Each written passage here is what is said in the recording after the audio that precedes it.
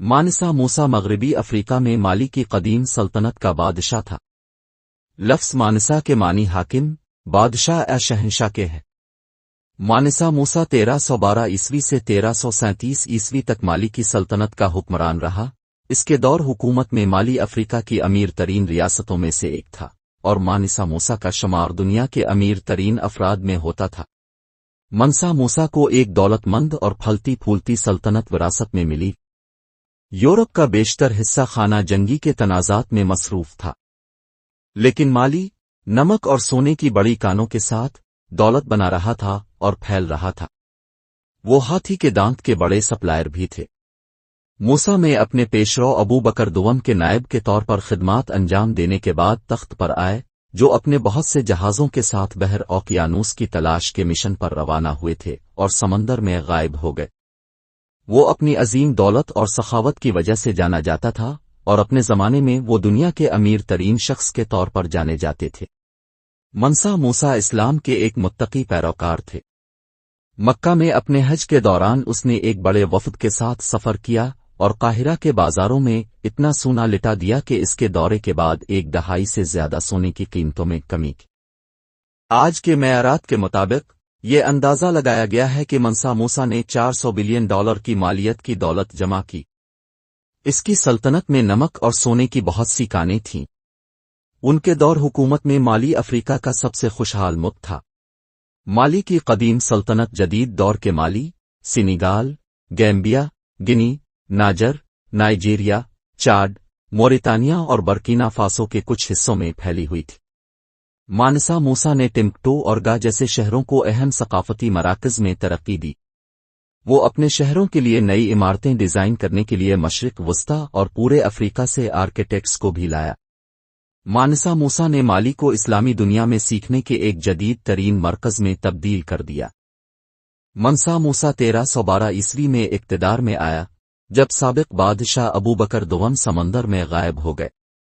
مانسا ابو بکر ثانی بحر اوقیانوس کی سیر کے لیے بحری جہازوں کے ایک بڑے بیڑے پر روانہ ہوئے تھے اور کبھی واپس نہیں آئے۔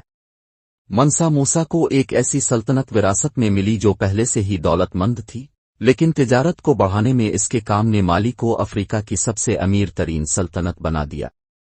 اس کی دولت مالی سلطنت میں نمک اور سونے کے اہم ذخائر کی کان کنی سے حاصل ہوئی۔ جب مانسا موسیٰ 1324 عیسوی میں مکہ حج پر گئے تو مصر میں اس کے سفر نے کافی ہلچل مچا دی۔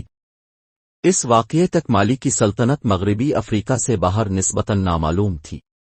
اس نے 60,000 سپاہیوں، غلاموں اور دیگر اہلکاروں کے ساتھ سفر کیا۔ اس کے پاس درجنوں اونٹ اور گھوڑے بھی تھے جن پر سینکڑوں پونڈ سونا تھا۔ اس وقت کے عرب مصنفین کا کہنا ہے کہ اس نے ہزاروں لوگوں اور درجنوں اونٹوں کے ساتھ سفر کیا، جن میں سے ہر ایک کے پاس 136 کلوگرام سونا تھا۔ قاہرہ میں مانسا موسیٰ نے مصر کے سلطان سے ملاقات کی اور اس کے قافلے نے اتنا سونا دیا کہ اگلے 12 سالوں تک مصر میں سونے کی مجموعی قیمت کم ہو گئی۔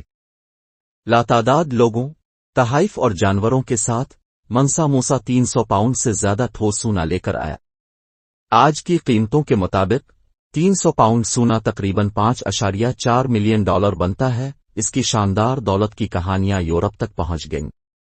کاتالان اٹلس، جو 1375 عیسوی میں ہسپانوی نقش نگاروں کے ذریعے تخلیق کیا گیا تھا، مغربی افریقہ کو دکھاتا ہے کہ مانسا موسیٰ ایک تخت پر بیٹھے ہوئے ہیں، ایک ہاتھ میں سونے کی ڈلی اور دوسرے ہاتھ میں سونے کا عملہ ہے۔ اس اٹلس کی اشاعت کے بعد مانسا موسیٰ عالمی تخیل میں ایک شاندار دولت کی شخصیت کے طور پر مثال بن گیا۔ مکہ سے واپسی کے بعد مانسا موسیٰ نے اپنی سلطنت میں شہروں کو تعمیر کرنا شروع کیا۔ اس نے گا اور سب سے مشہور ٹمبکٹو جیسے شہروں میں مساجد اور بڑی عوامی عمارتیں بنائیں۔ ٹمبکٹو 14ویں صدی کے دوران مانسا موسیٰ کی ترقی کی وجہ سے ایک بڑا اسلامی یونیورسٹی کا مرکز بن گیا۔ مانسا موسیٰ نے پوری اسلامی دنیا سے معماروں اور اسکالرز کو اپنی بادشاہی میں بلایا اور مالی سلطنت کی ساکھ بڑھی۔ مالی کی بادشاہت اسی وقت اپنے عروج پر پہنچ گئی۔ مانسا موسیٰ کا انتقال 1337 میں ہوا اور اس کے بعد اس کے بیٹے مقرر ہوئے۔ اس کی ہنر مند انتظامیہ نے اس کی موت کے وقت اس کی سلطنت کو پوری طرح سے چھوڑ دیا، لیکن آخر کار سلطنت ٹوٹ گئی۔